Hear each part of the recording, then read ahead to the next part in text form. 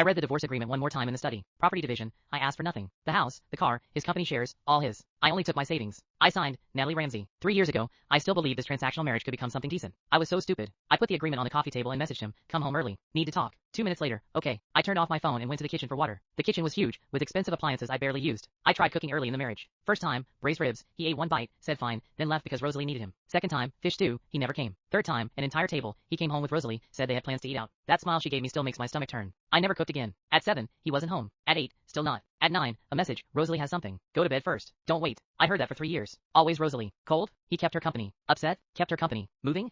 Helped. Adopting a cat? Had to be there. Once, she wanted cake across town. He drove 40 minutes, waited until she finished, came home at 1 a.m. I asked if he'd eaten. At Rosalie's. Then he showered and went to the study. I should have understood then, but I kept thinking if I was good enough, he'd turn around. Now I know, if someone has no place for you, your goodness means nothing. I didn't reply to his message. In a few days, I wouldn't receive them anyway. I sat on the couch, watching a variety show, suddenly finding it absurd. I was in his 2,000 square foot house, guarding a fake marriage, waiting for a man who'd never keep me in his heart. And he was with his first love. Openly, righteously, he believed I'd broken them apart. But the truth? My father's company needed capital. His company needed connections. Both families decided this marriage. No one asked US. On our wedding night, drunk, he grabbed my wrist. Natalie Ramsey. I don't love you, and I never will. Be Mrs. Whitmore in name only. Don't expect me to touch you. He stumbled into the guest room. 3 years, separate rooms. He entered the primary bedroom twice. Wedding night. And last year, when I had a 103-degree fever, he stood at the door, told Mrs. Lane to take me to the hospital, then left. Rosalie had an important party. He didn't come home that night. Next morning, no messages. Downstairs, Mrs. Lane asked what I wanted for breakfast. Oatmeal. My phone lit up. Rosalie drank too much. I stayed with her. Have a meeting. Won't be back. I put the phone down. Mrs. Lane, please buy some cardboard boxes. She froze. Ma'am, are you moving? Yes. In a few days. She understood. All right. I met a real estate agent. She showed me a 2-bedroom apartment, good light, nice neighborhood, $6,500 a month. I stood on the balcony, looking at the park. No memories of Adrian here. I'll take it. Signed a 1-year lease. Walking out with the keys, I felt very light.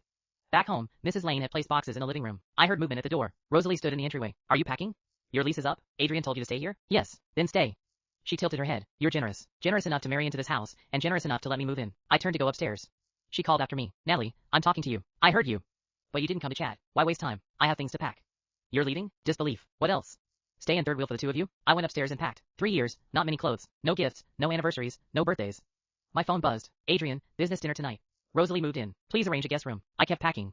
Downstairs, Rosalie saw the folder in my hand. What's that? Divorce agreement. She stared, then laughed. You're really divorcing him?